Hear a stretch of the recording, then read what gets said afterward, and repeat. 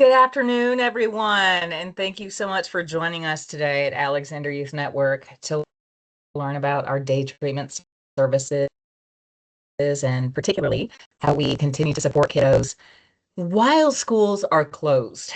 So that's talking about summer breaks, Christmas breaks, spring break. We continue to support all year long. My name is Erica Moss, and I am the Referral and Business Development Specialist here at Alexander Youth Network. Um, After this meeting, I will make sure that all of you receive information about our services. You'll get our programs and services brochure. You'll get a referral form. You will get a copy of this PowerPoint that you're about to see, and you will also receive a link to a replay of this webinar. So I'm super excited that you're here to join us. And then also as a bonus, for all of you who are attending, you will each be entered into a drawing for a special prize. And once this meeting concludes, once this webinar concludes, I will run that drawing and I will let the lucky winner know that they are the winner of our prize. So without further ado, I am going to go ahead and pass this over to Ashley Sparks. Ashley has been with the agency for, Ashley, you're going to have to say, because I don't know, but it's been a long time. And she is one of our regional executive directors. And so she has a lot of expertise about day treatment services. And I'm going to pass it on over to you, Ashley. I appreciate that, Erica. Yeah, I've been with AYN for almost 14 years at this point. I am going to apologize in advance because I have a very curious kitty that likes to see what I'm doing sometimes on the computer. So if she makes an appearance, I am sorry. But I am the regional executive director for our facility-based crisis center in Greensboro and our SoPi region out here in Cumberland Moore area. And I'm a licensed clinical social worker. I have a concentration in children, youth, and families, and I've spent most of my career in kids services. And I'm excited to tell you a little bit about our day treatment services and how we can continue to support kids through the summer months. Erica, if you'll go to the next slide, that'd be great. Yes. So, when kids are having difficulties in school, day treatment is most definitely an option for help. In most of our counties, we have programs embedded in school systems. So we work in conjunction with that county school to make sure that the referrals that are coming through are the ones that the school system also deems necessary, in addition to ensuring that we stay aligned with the county academic calendar and instructional time. Now, for our programs that are standalone programs, we also have teachers and DPI instruction. We often get very involved with the school systems, even if it is a standalone day treatment. So the things that we're going to talk about today are going to be applicable to both settings. So what we really provide within the school system is a therapeutic solution in smaller classroom sizes. We're able to individualize our treatment and gear it towards those kids' needs instead of the needs of the whole classroom because they are smaller and more specialized. We do offer services year round, so we don't have that big gap in the middle of summer or through Christmas break or spring break. And we find that's really where kids sort of lose some of the consistency. So it's still a classroom setting, but it's clinically based. And those are the things that really make day treatment different and special, so that we can support the kids' behaviors and academic needs at the same time. Next slide, please. There are lots of day treatments across the state. I'm sure some of you guys have worked with other parties, and all of them have really great qualities. But we kind of want to talk about what makes us different at Alexander and why our day treatments are a little bit different. And we really are very proud across our agency of what our model of care looks like. It is rooted in the neurosequential model of therapeutics, which is the ideology developed by Dr. Bruce Perry, that the brain is developed sequentially in utero and early childhood through adulthood, from the bottom to the top. So when you have early disruptions in some of that, it creates difficulties for kids in regulation, and we kind of have to figure out how to get them to the higher parts of their brain so they can think through their issues and sort of self-regulate on different occasions. So we really do that by targeting these three main points within our model of care: routine and structure, positive human interactions, and targeted activities. And we do that just through consistency in staff. Dr. Perry is famous for saying that for every negative interaction that a child experiences in their young adult or young childhood, it takes 7 positive interactions to sort of overcome that. So, positive support all day from caregivers and our staff members in the program is really important. But then our targeted activities are also very important. If you look, and I think in a few slides, we have an example schedule for day treatment, but our activities are short bursts. So we'll do 15 or 30 minutes of academics in the morning, but then we'll have what we call a big muscle activity right after that. And that's where we get the kid up and moving around and sort of working out those anxieties and that energy. And doing it in that prescriptive way really allows the child to absorb the feedback from the teacher and the feedback from our qualified professional staff. So we, instead of it being an overwhelming, here's a 6-hour school day, we do it in smaller increments. And that schedule looks the same every day and is followed every day with some regularity, so that we're creating that routine and structure so that kids know what to expect next when the program. Next slide, please. NMT is really built on principles that support childhood brain development and trauma. And we do that through the 6 R's. These are our tenets of how we believe treatment should go. And all of our staff have, in-depth training on this. And then obviously our clinical staff, they can become fully credentialed in NMT and do brain metrics and things like that. But all of our staff get the baseline. And really, the activities and interactions that we support need to be relational. They need to be relevant and age appropriate. I like to put there because I think that's what we mean by relevant. Repetitive, we need to do the same things over and over. That's why our schedule is as prescriptive and the same every day. It becomes very rewarding for kids because because it's short, they can feel accomplished at the end of whatever section the schedule is, and that reduces the occurrence of disruption. It's rhythmic. So much of what NMT is finding your rhythm for regulation, and it's respectful. Going back to rhythmic, I think if we as adults, if I asked each one of you in this presentation what you do when you're overwhelmed or for self-care, at least half, if not more, would say, I like to go for a walk. I listen to music. I'll sit outside on my porch in a rocking chair. So even as adults, we find that rhythm that we need to regulate. And that really is how NMT is thought of throughout the agency. You can go ahead to the next slide, Erica. Sorry, I had a trigger finger. Yeah. It's okay. It's okay. So oftentimes what we see in the school is attributed to adverse childhood experiences or trauma in childhood. Not necessarily. I think a lot of people think when we're talking about childhood trauma, we're talking about situations where a child is very, very physically abused, but a lot of things can be attributed to adverse childhood experiences. I don't know if any of you have ever seen the ACE or taken the ACE, but things like family members incarcerated, parents frequently fighting, or divorced parents.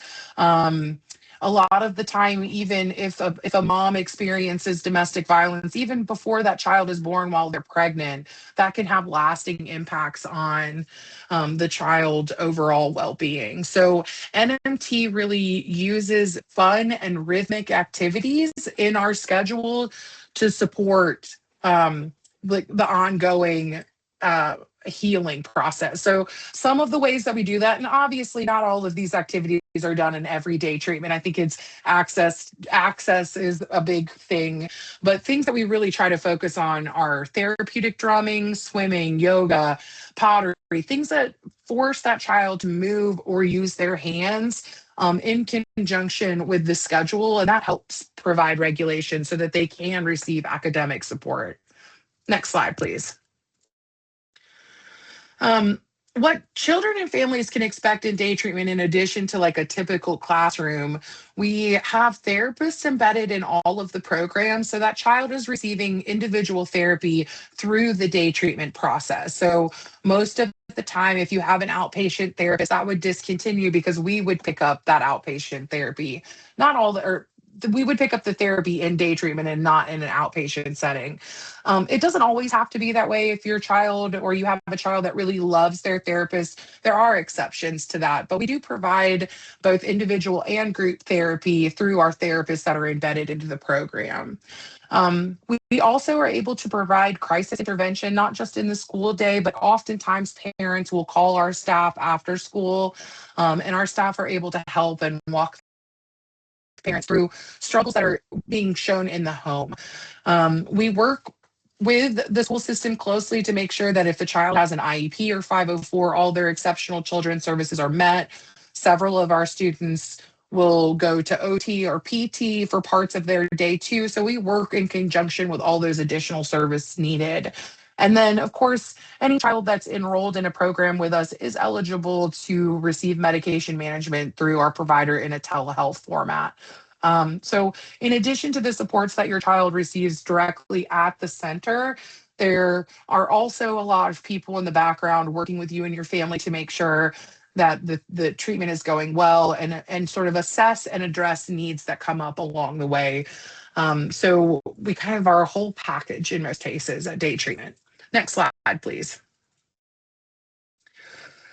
Here is a sample schedule that I talked about a few slides ago. As you can see, our timelines are very short, and they're short on purpose, again, so that kids feel successful and don't get overwhelmed by the task. During summer day treatment, which we're about to go into next, our schedules look exactly the same. Oftentimes, we'll work with our teachers prior to summer break, and they can provide us worksheets and activities to do. And then if we don't have any of those available, our staff just sort of sub the academic 1, 2, 3, and 4 with other sort of social emotional learning techniques. So the schedule doesn't change other than maybe just we'll do something other than academics over the summer. Next slide. So mental health doesn't take a break, and I think that this is always a really hard sell for families and for kids. Children oftentimes have siblings. They see their sibling not having to get up and go to school over the summer, and they want to fall in line. But the truth of the matter is, the kids that we serve really need that structure and routine, regardless of whether it's the school year or the summer. Now, we're also an agency that believes very much in family involvement and family strength. So if you have vacations planned over the summer, we'll obviously be flexible with you. But it's really important for children that are recommended for day treatment to continue to attend over the summer. And we start new clients in the summer often. It's continuing work on social skills and peer development. It's practicing community behaviors. That's one of the benefits of summer programming is we don't have to be in the school all day. So we'll oftentimes take kids out into the community. We'll go on field trips to zoos and museums and really give that child an opportunity to practice their skills outside of the classroom, which is really exciting for us. It continues to build that trust and rapport with our staff so that when school is in session and you do have more things that more opportunities for children to sort of get off track, we as the staff members in the program are still trusted, and that relationship and rapport is still there even after the summer months. It provides a lot of consistency, which we know is important. It's one of the 6 R's. And our model of care focuses on those positive interactions. So it just gives us an opportunity to be successful during the school year because we've continued some of these techniques through the summer and the kid doesn't lose it, quote unquote. Because a lot of the times if a kid doesn't, especially at these ages, if they don't use the skill, they lose the skill. So this gives them an opportunity to make sure that they continue with their social emotional development. Next slide, please. So some of the things that happen in place of academic periods, like I said, we do try really hard to make it fun for the kids when we can. Going out into the community is something that is important. We have bands in all of our programs, so we're able to do field trips, and the kids really do get a lot of experiences that they wouldn't necessarily be able to get in other settings. I think for us, thinking about the academic year, day treatment is important because while a kid is receiving mental health support, they still get to feel like kids. They get to go to the same school their friends go to. They get to go to the cafeteria when it's appropriate. They get to attend school events and presentations. And so that often means that our population of kids don't get to go on field trips and don't get to experience that part of it. So during the summer, we're able to provide some of that support for them. And again, it's a great way for kids to practice what they're learning in the classroom in terms of their social emotional regulation in a bigger setting. And we make sure that we coordinate with parents and do things in a therapeutic way. But this, again, not an exhaustive list, doesn't apply to every single program. I think the zoo sometimes is hard for people in Charlotte because it's so far away, but us in Fayetteville, it's only about an hour and 15 minutes away. So the zoo is frequently used over here. Next slide, please.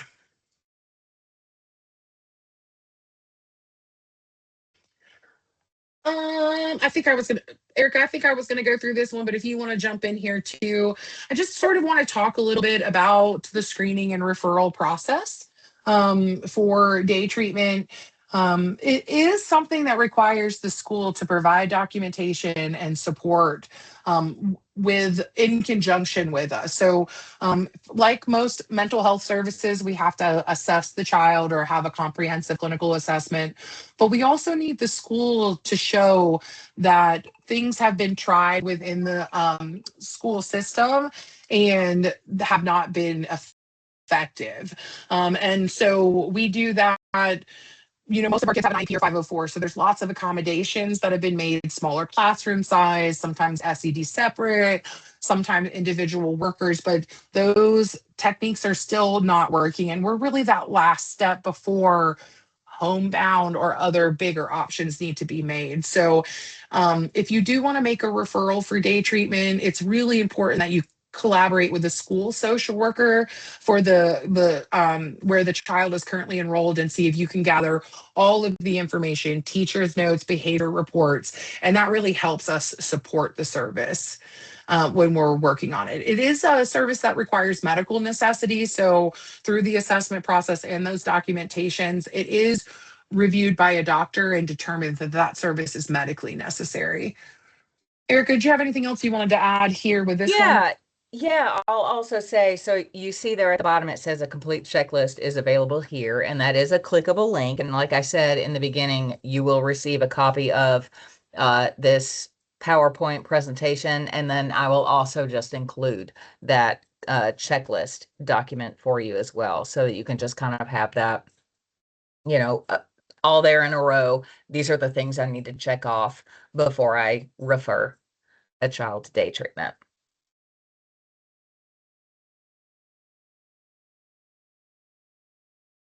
Yeah. So, I don't think this list of behaviors will surprise anybody, but just going through a little bit of examples of behaviors that we observe um, in the day treatment setting or prior to getting to us in most cases. Frequent emotional outbursts, unable to be sort of calm and regulated when faced with adversity. Kids that have aggression towards peers or staff, and that's usually coupled with a lot of defiance or noncompliance. Just being overall disruptive in the classroom and difficulties with emotional regulation. But it's not just those kinds of kids that we think of when we think of day treatment. We also consider kids that are very withdrawn or avoidant, that are experiencing a lot of depressive symptoms, excessive anxiety or fearfulness. We have a couple of kids that we work with that I can think of now that have a really hard time getting dropped off and coming into the program. So our staff is available to sort of meet them at the office and walk with them and sort of provide some of that. Difficulties with peer relationships and hyperactivity are also some of the high end behaviors that we see for kids that are appropriate within our setting.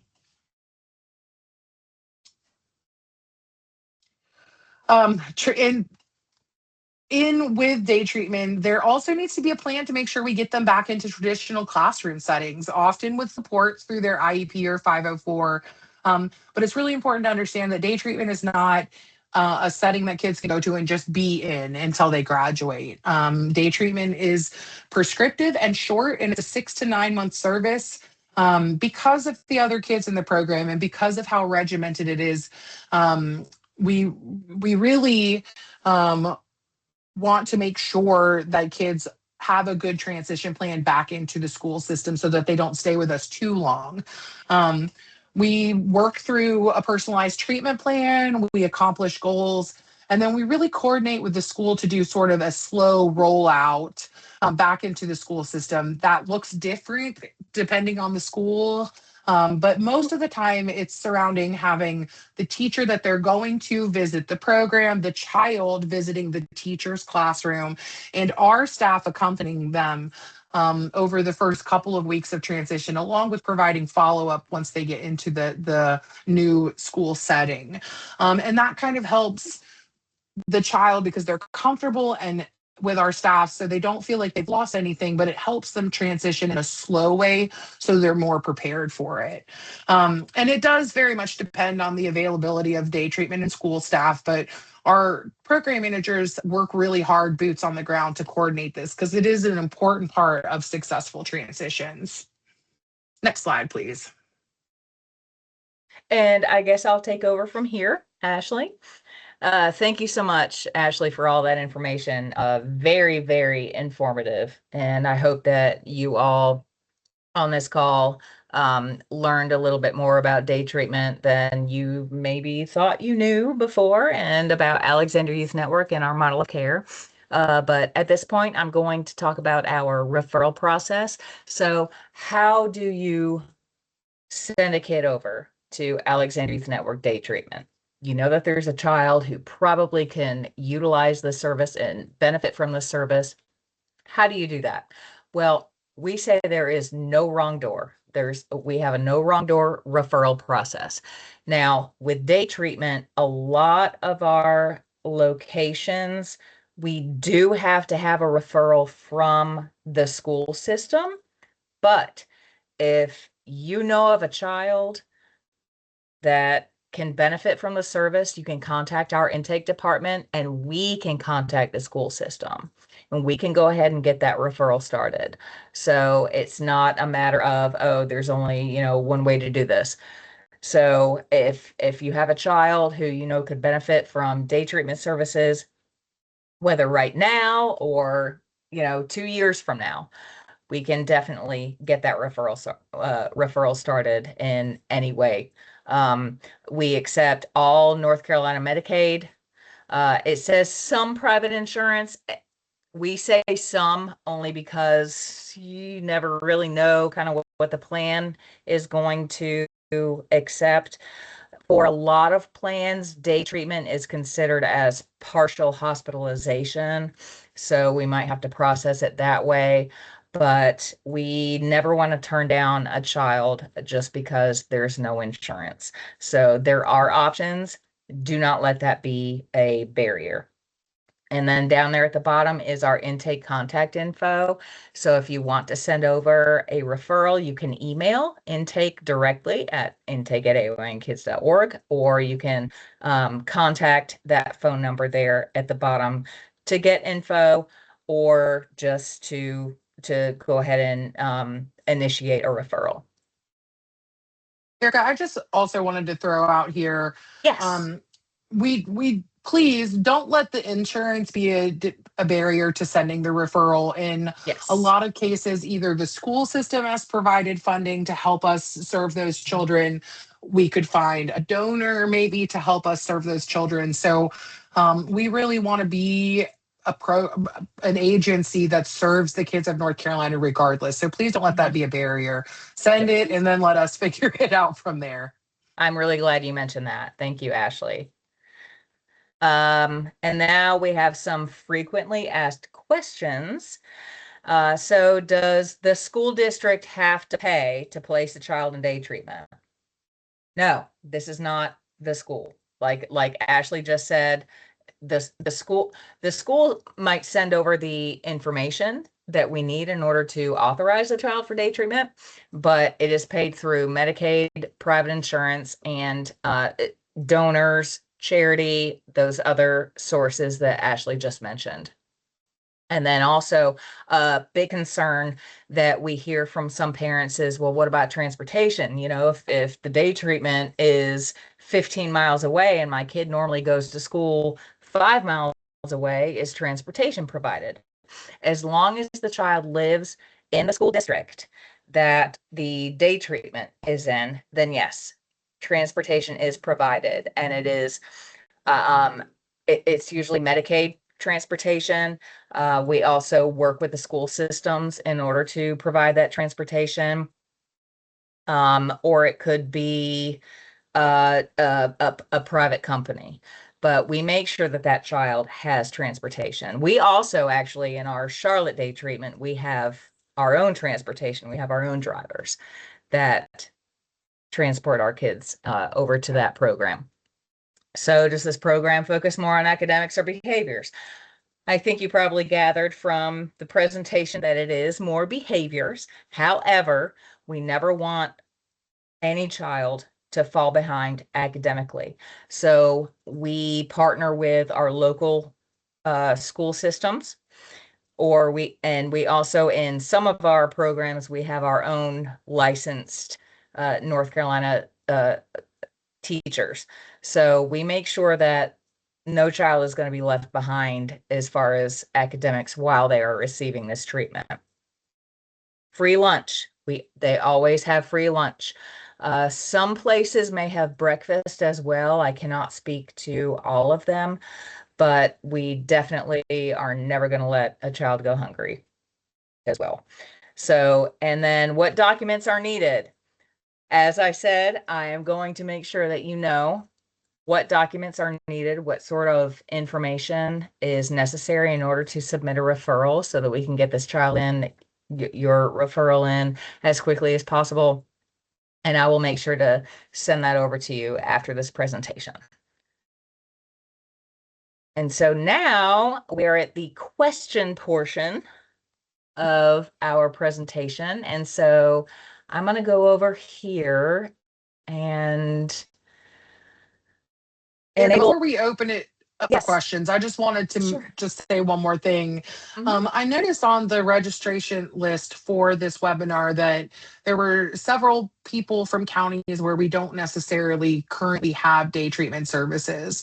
I wanted to let you know that if you feel like there is a need in your school system and your school system supports that, we are always open to looking and seeing if we could potentially provide services in your county. So my contact information, we'll make sure that it goes out. Erica, we can do that, right? You can send it with the slides and everything. Oh yeah. Oh yeah. Okay, Yeah, perfect. definitely. We'll Definitely. make sure that Erica sends out my contact information. If you all want to discuss potentially starting day treatment services within your county, please reach out to me. We would be happy to start some of those conversations. So I'm Yeah. sorry to derail questions. I just wanted to make sure to throw that out there. No, no, not at all. And I am actually trying to find where I can enable everybody's mics. Maybe I can do it individually. Let's see, allow Matt. Okay, I'm going to do this individually. So if anybody has questions, you can feel free to unmute your mic, or just put it in the chat and I can monitor the chat. We're Ashley and I, we're a team effort, so we can I do see that Lakia had a question. What is the age range? I think that's going to depend on the okay. specific area that you're in. I know for my programs in Cumberland County, we have an elementary school program that serves kindergarten through fifth grade, and we also have a middle school program that serves sixth through eighth grade. But that varies depending on the site. We go all the way up through high school in some of our sites, and some of them are just elementary school. So that would depend specifically that you're looking at. Yeah, exactly. Like, for example, here in Cleveland County, where I am, we have an elementary school program as well as a separate program that serves middle and high. So Mm-hmm. it just kind of depends on the location. But you Now, can see Lakia, I there at see the that. bottom. Sorry. Yeah, sorry. I was just going to say, I see that you're in Hope County. You're actually one of the counties that we don't have day treatment in. But I would be so very happy. This Hope County is my region. So we'll make sure you have my direct contact information after this so that we can talk through the needs in that county. In Guilford County, I believe they serve all the way from kindergarten to high school, seniors in high Yes, school. that's That was correct. another question that came in onto chat. Yep. Yep. Okay. And again, you don't have to put it in the chat. If you're comfortable unmuting, you are welcome. Oh, I think we have a hand raised. Mm-hmm. Yes, it says leak. Go ahead and Are you unmute. able to unmute yourself? Let's see. Maybe I can. Oh, It I says she can't. can't unmute Oh or they can't no. unmute. Everybody should be unmuted. I'm so sorry. I don't know why that's not working. Do you want to go ahead and just type in your question?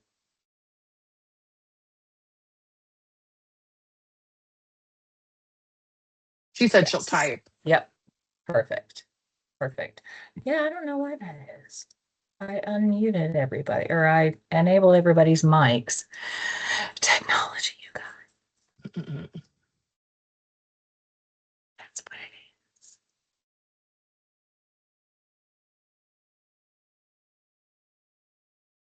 I don't know. It looks interesting. What behaviors are Non-negotiable. non-negotiable? That is a great question. It's a really good question. I think I don't know that I would say that we have any firm non negotiables across the board. I think we need to look at the child and all of their behaviors before making a determination. So, again, I would encourage you to send them regardless. But I will say that in most of our programming, um, so autism is sort of that weird in between diagnosis right now for us. And I say that as a licensed clinical social worker. In a lot of cases, level one autism benefits from our model of care, right? Structure, routine, targeted activities, positive human interaction. I think where we start to struggle with are we the right setting for it is really when we're looking at level two autism or higher. I want to be clear that AYN is a behavioral health organization and autism is not our specialty. So we often want to make sure that we're giving that child what they need. And if we're not the right people, we want to be transparent about that. But in our programs in Cumberland County, we have several children that are on the spectrum that are thriving in our program because, again, routine and structure, positive human interactions, and targeted activities really benefit everyone. Um, I do think another big question mark for us would be children that have problem sexual behaviors in our classroom settings. We still need to make sure that we're maintaining the safety of everyone in that room, and sometimes problem sexual behaviors make that very difficult. So that is one that we would, and I think we would want to know what that looks like, right? Because a lot of the time kids get labeled with problem sexual behavior when maybe they just have poor boundaries and they really are receptive to feedback. But that would be something that we would really look at closely is the problem sexual behavior.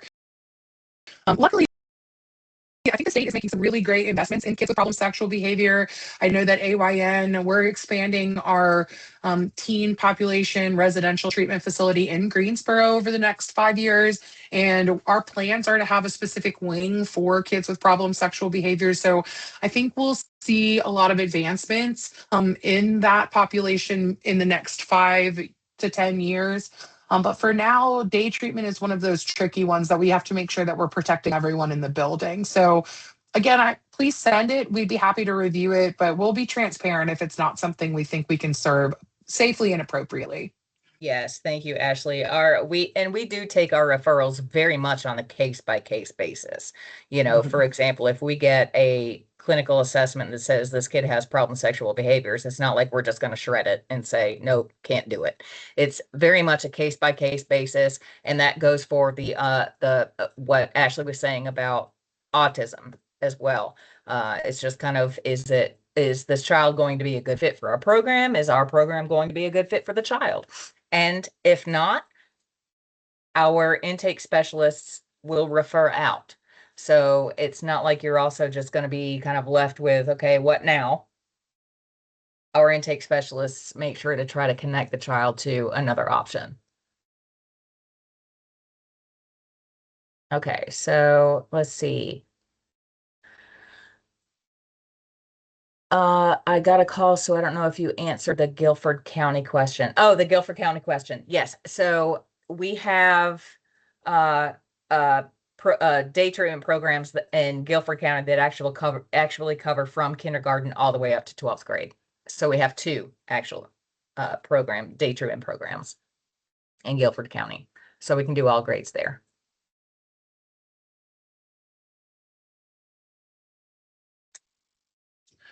None of them are in High Point, unfortunately.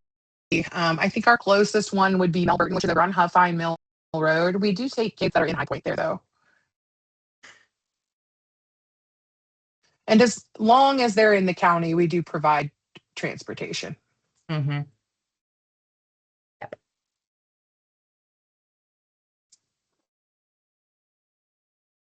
I am We so talk a lot sorry about that how again. High Point is sort of a no man's land of Guilford County. So I most definitely hear that.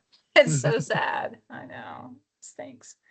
But you can see there at the bottom of the screen kind of, what counties we do offer day treatment and currently, and hopefully Hope County will be next.